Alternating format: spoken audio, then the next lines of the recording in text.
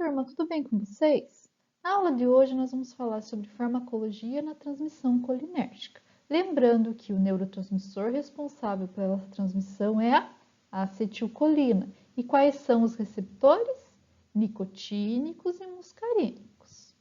Os fármacos eles vão atuar de diferentes formas sobre essa transmissão colinérgica. Eles podem atuar como agonista muscarínico, antagonista muscarínico, estimulantes ganglionares, bloqueadores ganglionares, bloqueadores neuromusculares e também podem atuar como anticolinérgico ou outros fármacos aí que vão intensificar a transmissão colinérgica. Quando eu falo de anticolinérgico, é que eles vão inibir a enzima colinesterase.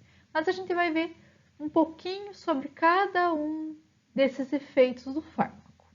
Eu vou começar falando para vocês sobre os agonistas muscarínicos, ou fármacos parasimpatomiméticos. O que quer dizer esse nome estranho? Quer dizer que esses fármacos vão ter o mesmo efeito, porque eles são agonistas, que a acetilcolina e vão desencadear todos os efeitos que a gente tem no sistema parasimpático. É claro que uns vão ser um pouco mais seletivos, outros menos seletivos, mas eles vão ter o efeito parasimpático no nosso organismo, tá? Então, para poder entender um pouquinho como funciona, como as moléculas desse grupo de fármacos são, olhem aqui essa figura que eu coloquei 4 moléculas. A primeira molécula, claro, é uma molécula que a gente tem no organismo, que é a acetilcolina. E as outras são fármacos produzidos para ter o mesmo efeito que a acetilcolina. Então, olhem aqui. Vocês estão vendo que nós temos um grupamento positivo chamado grupo amônio quaternário. E ele vai estar presente em todas as moléculas. Outra característica é o grupo éster, que também vai estar presente em todas as moléculas. O grupamento éster da acetilcolina, ele vai ter carga parcialmente negativa. E essa carga parcialmente negativa vai deixar ele mais suscetível à hidrólise pela colinesterase. Já que quando a gente vê nesse último aqui chamado betanicol, ele tem uma modificaçãozinha, vocês estão vendo? A gente tem uma metila e também vai ter um nitrogênio aqui. Isso faz com que ele seja menos suscetível à hidrólise. Mas vocês estão vendo que todas as moléculas elas são bem parecidas. Então, para poder ter um efeito igual da acetilcolina no nosso organismo, nós precisamos de moléculas bem parecidas com a acetilcolina. Lembram lá da história chave e fechadura? Então, a chave tem que ser bem parecida para poder virar o nosso receptor e ter o efeito desejado. Os agonistas muscarínicos, eles vão atuar tanto nos receptores muscarínicos quanto nos nicotínicos. Então, não se confunda achando que eles só vão atuar nos muscarínicos. Eles atuam nos dois, mas eles são mais seletivos aos receptores muscarínicos, beleza? Lembrando que eles vão fazer tudo o que a acetilcolina faz no nosso organismo. Então, ele vai diminuir a frequência e débito cardíaco, principalmente porque ele reduz a contração dos átrios. Então, ele não atua muito nos ventrículos, ele atua mais nos átrios, no coração. Ele também ocasiona, esses agonistas, ocasionam vasodilatação generalizada. Mas tem-se ainda um estudo em relação a essa vasodilatação. Por quê? Nos nossos vasos sanguíneos, a gente não tem receptores nicotínicos nem muscarínicos. E acredita-se que quando ocorre a liberação da acetilcolina nessa região, ocorre também a liberação de óxido nítrico. E esse óxido nítrico vai atuar fazendo a vasodilatação no local. Em relação à contração da musculatura lisa, vai aumentar a contração, porque lembra-se que o sistema parasimpático ele vai estar bem ativo quando a gente está fazendo digestão. Então, aumenta a contração da musculatura lisa. Ele também vai estimular a secreção, sudorípara, lacrimal, salivar e brônquica. E isso pode trazer um problema, porque quando tem contração da musculatura lisa e também estimulação da secreção brônquica, isso pode interferir na respiração. Então, isso é visto como um problema aí na farmacologia. Em relação ao nosso olho, ele vai contrair o músculo ciliar e também a pupila. E isso vai auxiliar muito no tratamento de glaucoma. Glaucoma é aquela hipertensão, uma pressão maior no olho. E quando a gente utiliza esses agonistas, eles diminuem a pressão.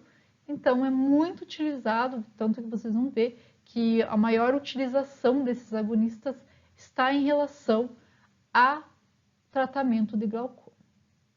A pilocarpina é um dos medicamentos agonistas muscarínicos mais utilizados, porque na forma de colírio, por exemplo, ela leva à constrição da pupila, que é a contração da pupila chamada miose. Ela também contrai o músculo ciliar e isso auxilia na diminuição da pressão ocular, então ela auxilia no tratamento de glaucoma.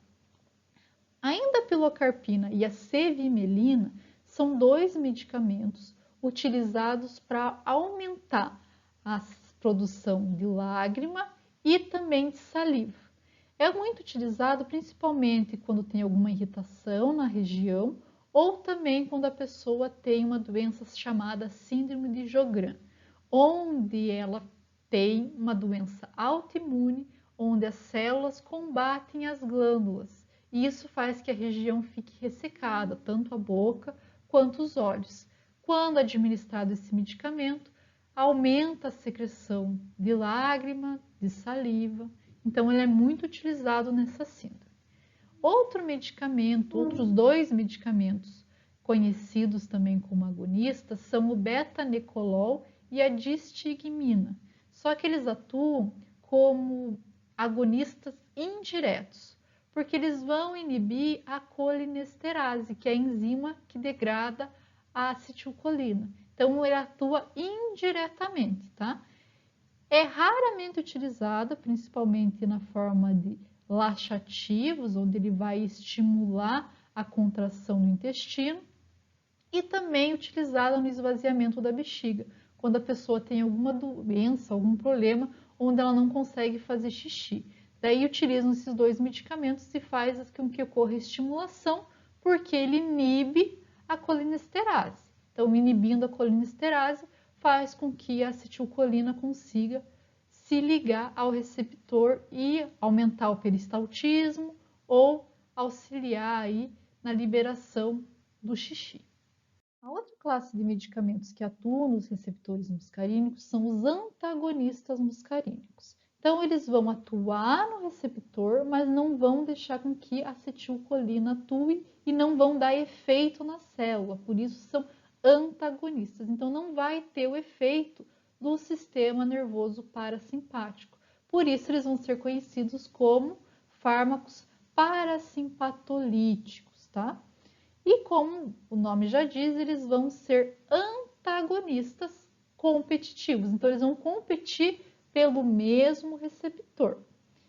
E é muito interessante a gente ver a estrutura e até comparar a estrutura dos antagonistas e dos agonistas. Olhem aqui, nós temos a acetilcolina, a atropina e a escopolamina. Então, olhem bem a estrutura química desses três compostos. Então, primeiramente, todos eles vão ter um grupo éster. Então, aqui eu circulei para vocês o grupo éster. E um grupo básico, onde a gente tem aí a presença de nitrogênio. Então, eles têm um grupo muito parecido, por isso conseguem se ligar ao mesmo receptor. Porém, tanto a atropina, por exemplo, e a escopolamina, e os outros também, os outros antagonistas que a gente vai ver, eles têm um grupo aromático volumoso. Isso faz com que eles acabem atuando como antagonista, porque eles chegam no local, é como se eles se ligassem ao receptor, mas a chave não virasse, tá? A atropina e a escopolamina são os fármacos mais conhecidos, os antagonistas muscarínicos mais conhecidos. E eles têm uma característica semelhante. Eles são muito lipossolúveis. Então, eles conseguem, ouçam bem, eles conseguem atravessar a barreira hematoencefálica. Então, eles acabam atuando no sistema nervoso central também. Os antagonistas muscarínicos vão apresentar os seguintes efeitos: inibição das secreções, taquicardia devido à diminuição do tônus parasimpático. Então, quem vai estar atuando vai ser o simpático e isso vai fazer com que aumente os batimentos cardíacos. Lembra que eu falei para vocês a aula passada que, especialmente no coração, quando a gente tinha uma divisão trabalhando mais, a outra era inibida? Como aqui a gente tem inibição do sistema parasimpático, o sistema simpático ele vai estar trabalhando mais, e isso vai fazer com que aumente os batimentos cardíacos. Em relação à pressão arterial, não vai ter nenhuma alteração, porque também, já falei para vocês isso, os vasos sanguíneos eles não têm inervação colinérgica, ou seja, eles não têm receptores muscarínicos. Então, não vai ter efeito ali, porque não vai ter inibição de nenhum receptor, porque não tem receptor nesse local. Então, não vai ter nem vasoconstrição, nem vasodilatação. Nos olhos, nós vamos ter dilatação da pupila, conhecida como midríase, e existem alguns medicamentos utilizados até para fazer exame de fundo de olho, onde eles utilizam para fazer essa dilatação, para poder verificar e fazer exame no olho, tá? Também, outra coisa que ocorre é uma paralisia de acomodação, porque não, o músculo, como o músculo ciliar, por exemplo, ele não vai conseguir contrair, então ele vai paralisar, e isso é conhecido como cicloplegia. Em relação ao intestino, nós vamos ter inibição da motilidade gastrointestinal e também relaxamento da musculatura lisa, não só do intestino, nós vamos ter relaxamento do pulmão, do útero, e aí vocês já estão até pensando no medicamento que é utilizado aí para diminuir cólica menstrual, né? Não estão? Que é o Buscopan. O Buscopan ele tem escopolamina que vai relaxar a musculatura lisa e por isso diminui a cólica menstrual, porque a cólica é causada justamente por causa da contração dessa musculatura. Então, a partir do momento que se utiliza um medicamento que relaxa a musculatura, ele vai acabar sendo utilizado para diminuir a cólica. Também é utilizado para diminuir cólica intestinal, tá? Esse medicamento, quando tomado, né, esses tipos de medicamentos, esses antagonistas muscarínicos, quando tomados em altas doses, eles podem causar uma intoxicação. E é perceptível porque vai aumentar, a pessoa vai ficar hiperativa e vai ficar extremamente irritada. Então, se ocorrer da pessoa tomar uma dose muito alta, nós temos um antídoto chamado fisostigmina. Esse fisostigmina, ele vai atuar inibindo a colinesterase, ou seja, a enzima que degrada a acetilcolina. Quando ele inibe essa enzima, vai ter uma grande quantidade de acetilcolina na fenda sináptica. E ela consegue, como é competitivo, lembra que eu falei que são antagonistas competitivos? Vai ter uma grande quantidade de acetilcolina e isso vai fazer com que a acetilcolina consiga se ligar ao receptor muscarínico e ter o efeito e acaba aí diminuindo essa irritação e também essa hiperatividade da pessoa. Se tiver uma contaminação muito grande, pode levar até a morte do indivíduo, tá? Ao contrário dos agonistas muscarínicos, os antagonistas muscarínicos têm uma ampla utilização clínica.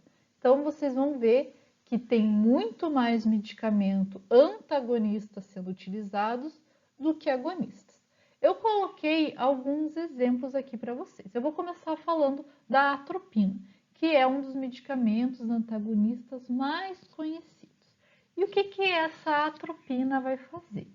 ela vai atuar de forma não seletiva, ou seja, ela atua desde o receptor M1 até o M5.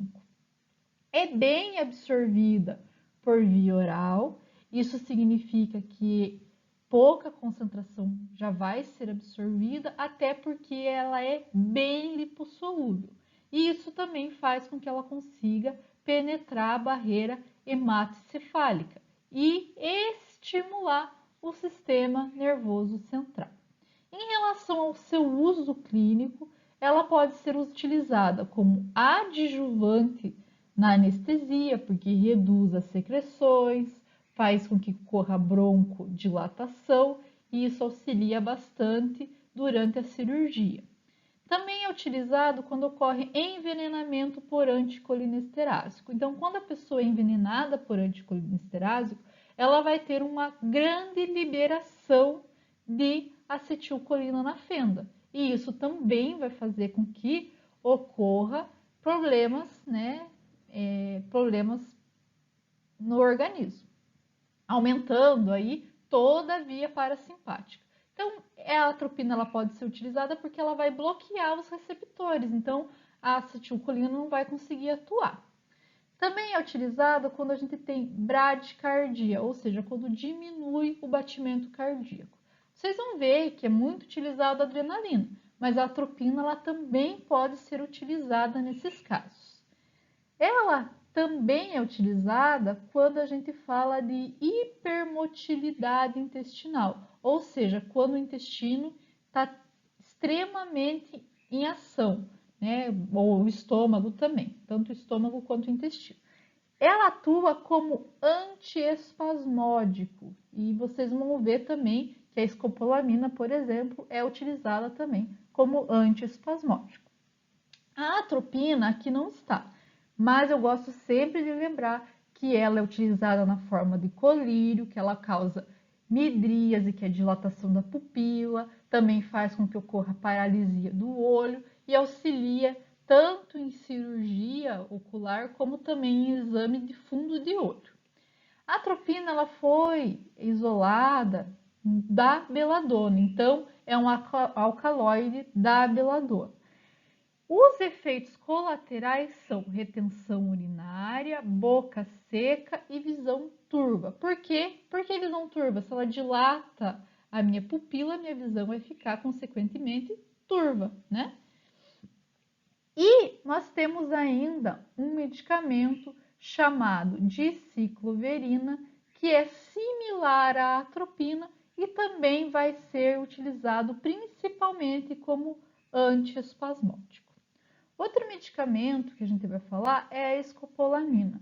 A escopolamina ela também vai ter uma ação similar à atropina, só que em vez de atuar como estimulante do sistema nervoso central, ele vai atuar como depressor desse sistema nervoso. Também vai ter os usos clínicos semelhantes à nossa atropina, principalmente, ele já falei isso para vocês, é o composto do Buscopan, então é muito utilizado como antiespasmódico.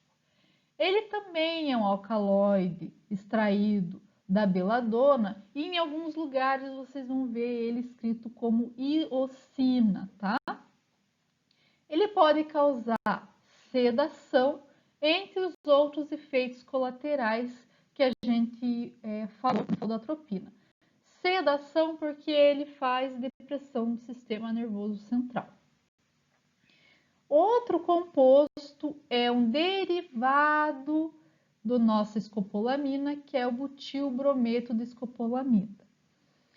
Ele vai ser similar à atropina, muito pouco absorvido, não tem efeito sobre o sistema nervoso central, porque a modificação na cadeia vai fazer com que ele seja menos lipossolúvel e isso faz com que ele não consiga penetrar a barreira hematocefálica e ele também vai ser menos absorvido. Por quê? Porque ele não consegue ser absorvido porque ele não é tão lipossolúvel, tá? Tem uma ação bloqueadora ganglionar significativa. Então, quando a gente for falar de bloqueadores ganglionares, vocês vão entender como que ele atua. Ele também atua principalmente na hipermotilidade gastrointestinal. Então, também é utilizado como Buscopan, né? É um escopolamina, é igual e vai atuar aí no tratamento da hiperatividade gastrointestinal. Como eu falei, ele é um derivado amônico quaternário. Então, ele é um derivado aí da escopolamina e da atropina, tá? E vai atuar parecido com eles. Nós temos ainda o tiotropio.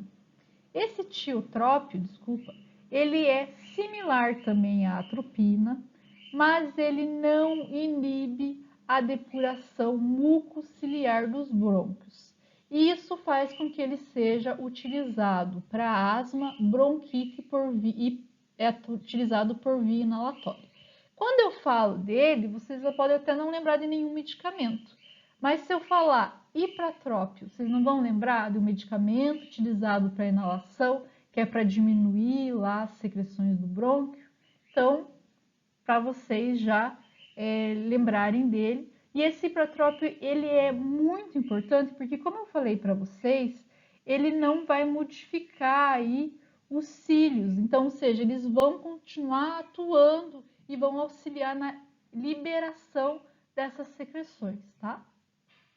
Nós temos também a tropicamida, que é similar também à atropina, mas ela pode elevar a pressão intraocular. A atropina também pode elevar, né? Lembrando que os medicamentos que diminuem a pressão são agonistas muscarínicos. É utilizado para produzir também a midríase e também deixar o olho parado. Tem curta duração, mas pode ser utilizado aí para fazer exame de fundo de olho ou também cirurgia. Nós temos também o ciclopentolato, que vai ter uma ação similar à tropicamida, e também tanto a ação quanto a propriedade farmacológica vai ser similar, mas a ação vai ser um pouco mais prolongada. Os outros dois medicamentos que eu vou falar para vocês, a pirenzepina e a dirifenacina, eles são seletivos. Todos os outros que eu falei aqui para vocês, eles não são seletivos, ou seja, eles atuam desde o receptor M1 até o receptor M5. Já esses dois últimos, eles são seletivos. A pirenzepina, ele atua nos receptores M1 e vai inibir a secreção gástrica por células ganglionares. É pouco efetivo na musculatura lisa ou no sistema nervoso central. E por que esse medicamento é interessante? Porque como ele é seletivo M1, ele vai atuar mais na região do estômago e é muito utilizado aí para úlcera péptica, porque ele vai diminuir a secreção de ácido clorídrico pelo estômago e isso auxilia no tratamento da úlcera, tá? Apresenta menos efeitos colaterais, por quê? Porque ele vai ser seletivo. Os outros antagonistas, eles não são seletivos. Como ele é seletivo, ele vai atuar somente nos receptores M1. Isso vai diminuir aí a sua ação sobre os outros sistemas, vai atuar só no sistema gástrico, tá? A gente vai falar um pouco melhor sobre eles quando a gente for falar de fármacos usados para atuação no sistema gástrico, tá? Nós temos também a dirifenacina, que também é seletivo, como eu falei para vocês. Ele vai atuar nos receptores M3 e vai atuar aí na incontinência urinária. Também tem poucos efeitos colaterais. Então, uma coisa extremamente importante para vocês colocarem aí na memória de vocês. Quanto mais seletivo for o medicamento, menor o efeito colateral. Não vão esquecer disso, hein? Questão de prova. Quanto mais seletivo for o medicamento, menor o efeito colateral. Nós temos ainda fármacos que vão atuar nos gânglios autônomos. E lembra quais são os receptores dos gânglios autônomos? Os receptores nicotínicos. Então, são fármacos que atuam em receptores nicotínicos. E aqui tem um problema. Nós temos gânglios autônomos, tanto na via simpática quanto na parasimpática. Isso significa que esses fármacos vão atuar nas duas vias, tá? Porque eles não vão ser muito seletivos. Vocês vão ver que tem poucos medicamentos usados, até porque eles não têm seletividade, então eles acabam atuando nos dois e não têm o efeito esperado. Eles podem ser estimulantes ganglionares, como bloqueadores ganglionares. Nós vamos ver primeiro os estimulantes ganglionares. Como eu falei para vocês, eles têm um efeito complexo, porque eles vão atuar tanto na via simpática quanto parasimpática. Então, não tem muitos fármacos de uso clínico para essas vias, mas a gente tem que conhecer alguns compostos que acabam atuando, né, como estimulantes nos gânglios. Nós temos aí um veneno retirado de um sapo, chamado epibastina. Então, ele vai atuar estimulando os nossos gânglios. Outro composto muito conhecido é a lobelina, que é retirado da lobelia e também atua como estimulante dos receptores ganglionares. E nós temos ainda a nicotina, que é retirada do tabaco e está presente aí no cigarro. Ela também atua como estimulante, tanto do sistema nervoso simpático quanto do parasimpático. E é por isso, né, lembram que eu falei para vocês, é por causa da nicotina que nossos receptores receberam o nome de receptores nicotínicos. E olha, pessoal, a estimulação da nicotina não ocorre somente nos ganglionares, ela estimula também os receptores neuromusculares, tá? E foi por causa disso que se recebeu esse nome, porque foi feito um teste bem antigamente, lá um cientista estava fazendo um teste e ele descobriu que quando ele colocava nicotina na junção neuromuscular ocorria um estímulo, tá? E por isso surgiu o nome de receptores nicotínicos. Então, quando a gente tem estimulação ganglionar, vai ter aí um aumento da frequência cardíaca e também aumento da pressão arterial. Então, vamos ter taquicardia e aumento da pressão arterial. Por isso, pessoas que utilizam cigarro, fumantes, vão ter a pressão mais elevada e o coração mais acelerado. Apresenta efeitos variados na motilidade gastrointestinal, então dependendo do composto aumenta a motilidade, dependendo do composto diminui. Depende muito de cada composto. Porque tem uns que vão atuar um pouco melhor na via simpática e outros melhor na via parasimpática. Aumenta as secreções brônquicas, salivar e sudorípara. Então, pessoas que utilizam cigarro, elas vão ter maior quantidade de catarro, por exemplo, tá? Lembrando que a nicotina, ela também vai atuar no sistema nervoso central, que a gente vai ver quando a gente for falar de sistema nervoso central, tá? Um fármaco utilizado, na verdade, dois, né, utilizados na clínica é a própria nicotina e a vareniclina, que são fármacos utilizados no tratamento da dependência de nicotina. Então, não tem fármacos muito utilizados, como eu falei para vocês, porque não tem muito interesse clínico em estimular as duas vias, tá? Mas a gente tem para fazer o tratamento da nicotina, porque ele acaba atuando, auxiliando aí para a pessoa não sentir falta dessa nicotina no organismo, tá? Em relação aos bloqueadores ganglionares, eles vão atuar interferindo a liberação da acetilcolina, atuam também pela despolarização prolongada, então o meu neurônio ele não consegue se repolarizar. Isso acontece após a liberação inicial da minha acetilcolina e daí depois ele faz um bloqueio tanto da acetilcolina quanto das colinesterases. Então ele inibe tanto a acetilcolina quanto a colinesterase depois de uma despolarização inicial. Então ocorre a liberação, lembra que a despolarização ela libera a acetilcolina, mas depois ela não repolariza. E isso faz com que não tenha mais liberação de acetilcolina e também vai inibir a colinesterase. Também pode atuar pela interferência na ação pós-sináptica da acetilcolina, ou seja, vai interferir na ação da acetilcolina após a sinapse, ou seja, ela vai atuar bloqueando os receptores nicotínicos ou, ouçam aqui, eles não bloqueiam só os receptores nicotínicos, eles podem bloquear também os canais iônicos que estão associados a esses receptores.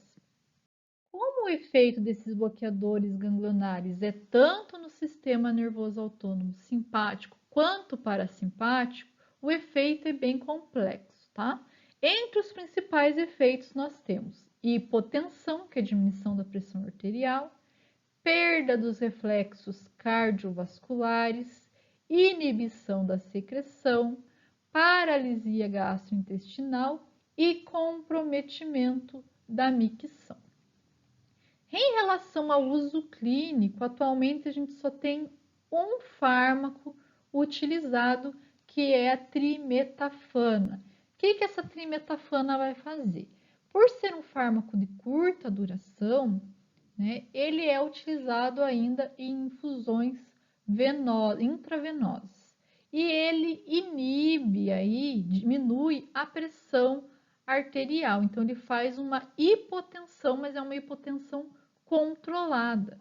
E isso também auxilia na diminuição do sangramento. Então, ele é utilizado em algumas cirurgias. Também pode ser utilizado em caso de emergência, quando a pessoa está tendo algum sangramento, ele também pode ser utilizado. Nós temos ainda fármacos que atuam como bloqueadores neuromusculares.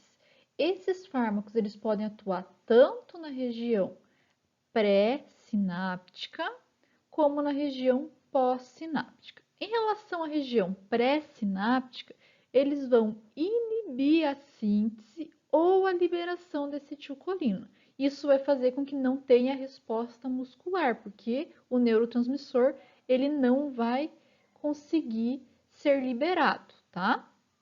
Já em relação à região pós-sináptica, pode ocorrer de duas maneiras também, através do bloqueio dos receptores de acetilcolina ou bloqueando aí os canais iônicos ligados a esses receptores, ou pode ocorrer através da ativação dos receptores de acetilcolina. Ah, professora, mas se tem ativação desses receptores, quer dizer que vai ter ação. Então, o que acontece? Quando ocorre a ligação desses fármacos nos receptores da acetilcolina, eles vão fazer com que ocorra uma despolarização persistente na placa motora. E isso vai fazer com que ela não consiga mais receber estímulo. Clinicamente falando, esses medicamentos não têm nenhum efeito terapêutico, eles são mais utilizados para o complemento da anestesia, ou seja, para a pessoa ficar imóvel.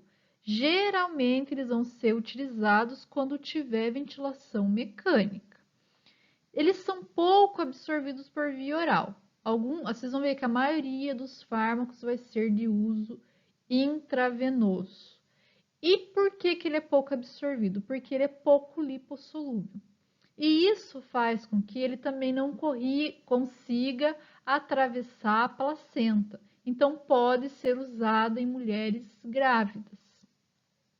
A maioria dos fármacos utilizados aqui, eles vão atuar como não despolarizantes, tá? Vocês viram que eu falei lá de fármacos que atuam no receptor da acetilcolina, que eles vão despolarizar a membrana e não vai deixar repolarizar. Mas a maioria dos fármacos desse grupo, eles vão agir como agentes não despolarizantes, ou seja, não vai deixar com que a célula seja despolarizada. Como ocorre o mecanismo de ação desses agentes não despolarizantes? Então, a maioria desses não despolarizantes, eles vão atuar como antagonista competitivo do receptor da acetilcolina. Ou seja, nós temos que ter uma grande quantidade de fármaco para que eles consigam se ligar a aproximadamente 70 a 80% desses receptores de acetilcolina. Porque se nós tivermos uma quantidade pequena de fármaco, a acetilcolina acaba competindo e ligando-se aos receptores, tá? Eles podem bloquear tanto os receptores na célula muscular, como os autorreceptores, que são aqueles receptores no final ali do meu axônio terminal, tá? Olha aqui, tá vendo aqui? Eu coloquei até para vocês essa imagem para vocês verem os receptores da acetilcolina no axônio terminal. E o que ele vai fazer? Como eu falei para vocês no slide anterior, ele vai fazer paralisia motora. Então, ele não tem muito uso clínico, como eu disse, terapêutico, mas é muito utilizado quando a gente fala de cirurgia, porque ele auxilia na anestesia.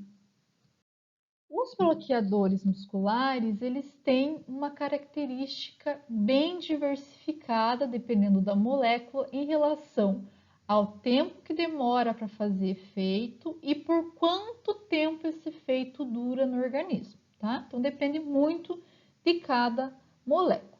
A primeira molécula que eu coloquei aqui é a tubocurarina. Ela é um alcaloide, vocês viram, até já coloquem isso na cabeça de vocês. Muitos fármacos que atuam no sistema nervoso são alcaloides, tá? Então, essa tubocurarina, ela demora aí mais ou menos 5 minutos para fazer efeito. Então, ela é considerada como início de ação lenta. A duração dura de 1 a 2 horas, mas ela tem alguns efeitos colaterais, como diminuição da pressão, broncoconstrição. O pancurônio, ele tem efeito imediato, demora de 2 a 3 minutos. A duração também é longa, mas ele pode ocasionar aí uma taquicardia modesta, ou seja, aumenta um pouquinho o batimento cardíaco. O vecurônio tem uma ação imediata. A duração demora de 30 a 40 minutos, então a duração é considerada intermediária. Tem pouco efeito colateral. Esse aqui, ó, é amplamente utilizado, tá? Eventualmente, ele pode causar uma paralisia um pouco mais elevada, então depende muito de cada pessoa, tá? Depende muito disso. O atracúrio, ele também é intermediário, a duração também é intermediária, mas ele acaba ocasionando uma hipotensão, porque aumenta a liberação de histamina, tá? O mivacúrio, ele vai ter uma velocidade de início rápida, mas a duração é bem curta, demora aí 15 minutos para fazer, faz efeito por 15 minutos, tá? É um fármaco novo esse, mas ele também pode ser utilizado em procedimentos que não necessitem ficar paralisada, a pessoa necessita ficar paralisada por muito tempo. Um outro medicamento bem utilizado é o succinilmetone. Ele tem uma ação rápida, a duração é curta, aproximadamente 10 minutos. Tem os seguintes efeitos colaterais: bradicardia, que é um efeito, porque ele tem efeito agonista muscarínico, arritmia cardíaca, aumento da pressão intraocular e dor muscular após o procedimento operatório. Então, quando a pessoa utiliza esse medicamento, é comum você ouvir falar que ela está sentindo dores musculares. Em relação aos fármacos bloqueadores neuromusculares, nós temos alguns grupos de fármacos que vão atuar a nível pré-sináptico. Os que eu falei no slide anterior eram pós-sinápticos. Em relação aos pré-sinápticos, nós temos os que inibem a síntese de acetilcolina ou os que inibem a liberação dessa acetilcolina. Os que inibem a síntese da acetilcolina, eles podem estar bloqueando o transporte de colina. Lembram-se quando eu falei para vocês na aula passada? Quando na nossa fenda sináptica ocorria a liberação de acetilcolina, com o tempo essa acetilcolina era hidrolisada pelas colinesterases e essa colinesterase ela fazia com que a acetilcolina fosse quebrada em duas moléculas, uma chamada acetil e outra colina. E a colina, então, ela voltava para dentro da terminação nervosa. Tem fármacos que bloqueiam essa volta para dentro da terminação nervosa, como, por exemplo, o hemicolínio. Não tem a entrada da colina, então lá dentro não vai ter mais produção de acetilcolina, porque vocês lembram que eu falei que a colina era reciclável e isso fazia com que ela auxiliasse novamente na produção de mais acetilcolina. Se ela não entra, não tem produção. Também temos o bloqueio do transporte de acetilcolina para dentro das vesículas sinápticas. Então, se não tem a formação da vesícula, ela não vai ser liberada. Um fármaco que atua assim é o Vesamicol. Em relação à inibição da liberação de acetilcolina, nós temos uma inibição indireta, onde não ocorre a abertura dos canais de cálcio, ou seja, os canais de cálcio, a entrada de cálcio, ela é inibida. E se o cálcio não entra, a acetilcolina não sai, né? Pode acontecer aí por causa de presença de grande quantidade de magnésio ou por causa da utilização de antibióticos aminoglicosídeos, como por exemplo a streptomicina e a neomicina. Outra forma de inibição é a chamada inibição direta da acetilcolina, que vai ser ocasionada, por exemplo, pela toxina botulínica e pelo beta-bungarotoxina. Existem alguns fármacos que eles intensificam as transmissões colinérgicas. Esses fármacos eles podem atuar inibindo as colinesterases ou aumentando a liberação de acetilcolina nas fendas sinápticas. Em relação aos que inibem as colinesterases, vamos lembrar aqui que existem dois tipos de enzimas colinesterases: a acetilcolinesterase e a butirilcolinesterase. A acetil, ela vai estar presente no líquido cefalorraquidiano e nas terminações colinérgicas. Por isso que toda vez que eu falei para vocês, eu sempre falei acetilcolinesterase, tá? Nós temos aí a butirilcolinesterase, que vai estar presente no plasma e em alguns tecidos, do fígado, da pele, no cérebro e também na musculatura lisa gastrointestinal. As duas enzimas vão ter grande responsabilidade por degradar a acetilcolina, tá? As duas degradam, tanto a acetil como a butiril. Os fármacos que inibem a colinesterase, eles são conhecidos como anticolinesterásicos e eles vão atuar tanto nas sinapses colinérgicas periféricas quanto do sistema nervoso central. Eles atuam de forma curta, têm uma ação curta, ou intermediária, quando eles são reversíveis, tá? E quando eles são irreversíveis, eles vão ter uma ação prolongada. E o que quer dizer irreversível? Quer dizer que eles vão se ligar à enzima e não vão desligar mais. E isso vai acabar ocasionando aí uma perda total da atividade daquela enzima na região. Ou seja, aquela região só vai voltar a degradar as colinesterases a partir do momento que o meu organismo produzir novas enzimas. Então, é irreversível. Tá, mas irreversível para sempre, professor? É irreversível até o momento que você usa uma medicação. Essa medicação pode acabar degradando esse fármaco e a enzima volta a funcionar novamente. Mas se não tiver a utilização de nenhum medicamento, é irreversível essa ligação. Então, geralmente, os anticolinesterásicos irreversíveis, eles não são utilizados como medicamento. E um exemplo disso são os organofosforados, que foram inseticidas produzidos para matar os insetos. E eles ligavam de uma forma na colinesterase para que o inseto morresse. Então, o que acontece? Às vezes, pode acontecer intoxicação da pessoa que está passando esse inseticida lá na lavoura, e isso pode levar a uma neurotoxicidade e até a morte do indivíduo.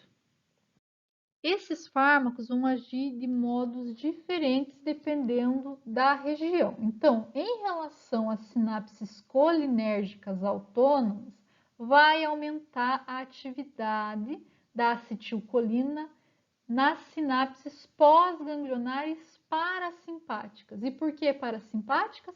Porque é nas parasimpáticas que nós temos a acetilcolina. Na simpática nós temos noradrenalina. Então, não vão confundir, tá? Então, tudo que o sistema parasimpático fazia, vai fazer com maior intensidade. Então, vai aumentar secreção das glândulas salivares, lacrimação, secreção brônquica, secreção gastrointestinal, atividade peristáltica, hipotensão, constrição da pupila. Tudo que ele já fazia vai continuar fazendo agora com maior intensidade. Em relação à junção neuromuscular, nós vamos ter uma maior força da contração muscular, porque vai ter uma maior quantidade de acetilcolina nessa fenda sináptica. No sistema nervoso central, inicialmente vai ter uma excitação, podendo ocasionar convulsão. Em seguida, vai ter uma depressão causada por causa de uma hiperpolarização dessa membrana, tá? E isso vai fazer com que ocorra perda da consciência, insuficiência respiratória e pode ocasionar a morte. Como eu falei, eles atuam com neurotoxicidade quando a gente fala dos organofosforados. E esses organofosforados, eles são devido à utilização para insetos e, como eu falei para vocês, eles podem causar envenenamento, tanto por causa dos inseticidas como por causa de alguns agentes neurotóxicos. Então, para vocês poderem entender um pouquinho melhor como esses fármacos ou esses ativos anticolinesterásicos atuam na enzima, eu coloquei dois exemplos. Um é anticolineesterásico reversível e outro irreversível. Então, olhem aqui, bem no meio dessa imagem, onde nós temos a enzima ativa. Então, aqui é o sítio ativo dessa enzima. É aonde a acetilcolina iria se ligar para ser hidrolisada. Quando eu administro uma medicação, como por exemplo a neostigmina, o que acontece? Ela vai interagir com o sítio ativo dessa enzima e vai liberar aqui o grupamento carbamil. Estão vendo aqui? Esse grupamento carbamil, ele vai ser transferido para a serina da minha enzima e ele vai ficar ligado ali. Quando ele está ligado, nenhuma outra molécula vai conseguir ligar, inclusive a acetilcolina, tá? Com o tempo, essa enzima consegue hidrolisar esse grupamento carbamil lentamente ou rapidamente, depende muito do ativo, nesse caso a neostigmina vai ser lentamente, e vai fazer com que a enzima volte na forma ativa dela. Quando nós temos um anticolinesterase irreversível, esses anticolinesterásicos geralmente eles têm na sua molécula um grupo fosfato pentavalente. Nesse caso, eu coloquei aqui o diflox. O diflox ele vai ter um grupo lábil com fluoreto, tá? O que acontece? Essa parte, essa molécula, ela vai se ligar lá na mesma região que o anticolinesterásico reversível. Só que o que acontece? A molécula não vai conseguir, a enzima, desculpa, não vai conseguir hidrolisar. E se ela não consegue hidrolisar, a ligação vai ser irreversível. Só vai voltar, só vai ser ativada novamente se eu fizer a utilização de alguma medicação. Até coloquei aqui para vocês um exemplo que é a pralidoxima. Então, essa pralidoxima, ela vai interagir no sítio ativo da molécula e vai tirar o grupamento aqui que tinha fósforo pentavalente. Ele retira esse grupamento, formando aí, transferindo o fosfato para essa molécula e ocorre então uma reativação da enzima. Mas essa reativação, ela só consegue ocorrer devido à interferência de uma medicação. Nós temos alguns medicamentos anticolinesterásicos utilizados na clínica, tá? Tem alguns que têm até uma ação muito importante. Nós temos aí o endrofônio, que vai ter uma ação curta, vai atuar na junção neuromuscular, principalmente no tratamento de miastenia graves. O que é miastenia graves? É uma doença causada pela falta de comunicação entre os nervos e o músculo. Então, o que é essa falta de comunicação? É problema em algum problema na liberação ou na comunicação da acetilcolina com o neurotransmissor. Então, a gente utiliza esse medicamento para aumentar a quantidade de acetilcolina na fenda sináptica e fazendo com que ocorra novamente a contração muscular, por exemplo. Estão vendo aqui que ele vai ter amônio quaternário, do mesmo jeito que a neostigmina. Por quê? Porque são moléculas que têm que ser parecidas com a acetilcolina para interagir no mesmo local lá na enzima, tá? A neostigmina, ele já vai ter uma duração média, vai ser utilizado de forma intravenosa, também vai ser para reverter para tratar a miostigmina grave ou também para reverter o bloqueio neuromuscular competitivo. Por quê? Porque vai ter grande quantidade de acetilcolina e vai fazer com que ela consiga competir com algum antagonista dela, tá? Nós temos também a fisostigmina. Essa fisostigmina, eu já falei dela para vocês lá quando a gente falou de tratamento de glaucoma.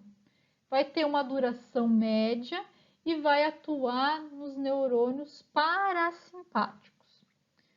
Outro medicamento bem utilizado é piridostigmina, que também vai ter amônio quaternário, tem duração média, atua na junção neuromuscular e também vai ser utilizada para o tratamento de miastenia graves.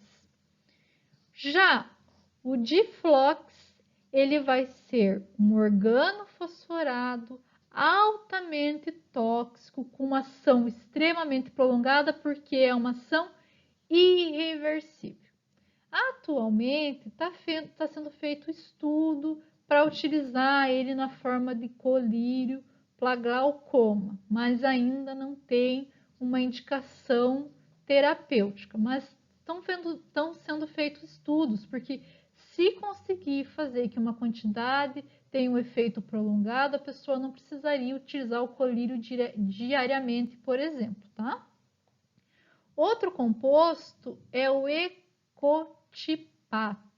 Ele também vai ter uma duração longa, também vai ser nos neurônios parasimpáticos e também está sendo feito estudos para o tratamento de glaucoma. A ação é prolongada e pode ter efeito sistêmico, então tem que ter muito cuidado na utilização dele. E nós temos ainda o paration. Esse paration, ele tem uma duração prolongada e ele é convertido em metabólito ativo pela substituição do enxofre, que está aqui, estão vendo o enxofre na molécula? Ele é utilizado como inseticida, mas frequentemente ele pode ocasionar envenenamento em seres humanos. Outros fármacos que atuam na intensificação da transmissão colinérgica são aqueles que vão aumentar a liberação de acetilcolina através do bloqueio dos canais de potássio. Porque bloqueando o canal de potássio, não vai ter a repolarização da membrana. E isso vai fazer com que a acetilcolina continue sendo liberada na fenda sináptica.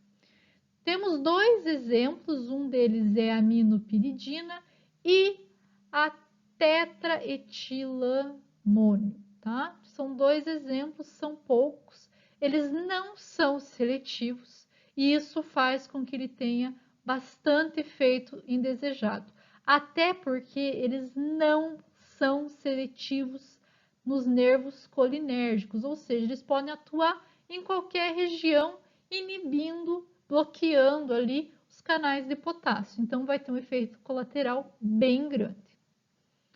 Eu coloquei aqui para vocês o esquema do efeito dos medicamentos sobre a transmissão da acetilcolina.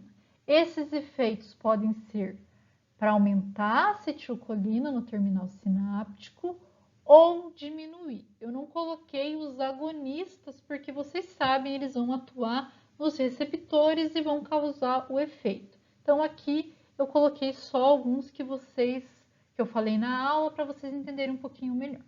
Então vamos lembrar como que ocorre a liberação da acetilcolina lá no terminal sináptico. Então o axônio ele vai ser despolarizado e essa despolarização no final do meu axônio vai fazer com que ocorra a abertura dos canais de cálcio dependentes de voltagem. O cálcio vai entrar dentro da célula e vai fazer com que ocorra liberação das vesículas contendo acetilcolina. A acetilcolina, então, vai estar aqui na fenda sináptica, vai se ligar ao seu receptor e pode ser, então, degradada pela acetilcolinesterase, ou melhor, hidrolisada pela acetilcolinesterase, formando molécula de colina e acetato. A molécula de colina vai ser transportada novamente para dentro do meu terminal sináptico e lá dentro do terminal sináptico ele vai ser utilizado, essa colina vai ser utilizada para a produção de acetilcolina. A acetilcolina ainda ela pode vir aqui se ligar aos receptores nicotínicos e estimular a liberação de mais acetilcolina também. Então, como que os medicamentos vão atuar? Eles podem atuar inibindo a enzima da acetilcolinesterase onde eles atuam de forma anticolinesterásicos. E lembra, foi um dos últimos que eu falei para vocês. Então, vai sobrar acetilcolina na fenda sináptica, vai ter um efeito maior.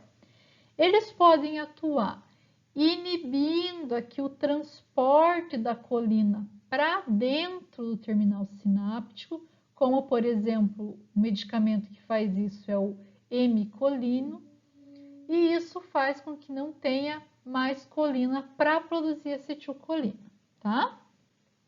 Outra forma que dentro do terminal sináptico pode ocorrer o bloqueio é, por exemplo, o Vezacamil. Não, Vezamicol, desculpa. O Vezamicol, ele vai inibir o transporte de acetilcolina para dentro da vesícula. Se não tem acetilcolina dentro da vesícula, não vai ter liberação também. Nós temos ainda algumas toxinas, como a toxina botulínica, que vai inibir aqui a liberação. Então, vai ter acetilcolina dentro da vesícula, mas ela não vai conseguir ser liberada para a fenda sináptica. Nós temos ainda fármacos que vão atuar como despolarizantes.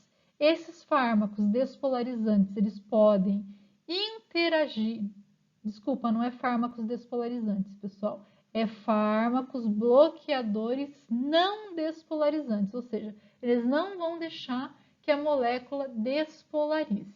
E eles podem atuar tanto inibindo a ligação da acetilcolina com o receptor nicotínico pós-sináptico, quanto com o receptor nicotínico pré-sináptico.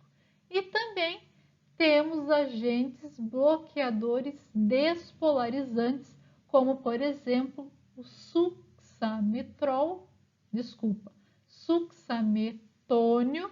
Esse sucçametônio, ele vai interagir com os receptores nicotínicos, vai fazer com que ocorra uma despolarização exagerada e a acetilcolina não vai conseguir interagir com esse receptor porque ele vai estar ocupado e porque essa despolarização exagerada vai fazer com que não tenha efeito da acetilcolina também. Então, eu tentei resumir nesse quadrinho, mas é claro que provavelmente deve ter ficado alguma dúvida.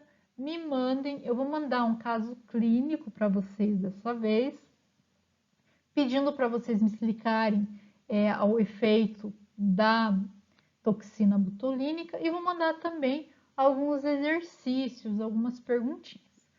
Não precisa entregar, é claro, mas qualquer dúvida, entre em contato comigo novamente. Obrigada pela atenção e tenham um bom estudo e um bom final de semana. Um abraço!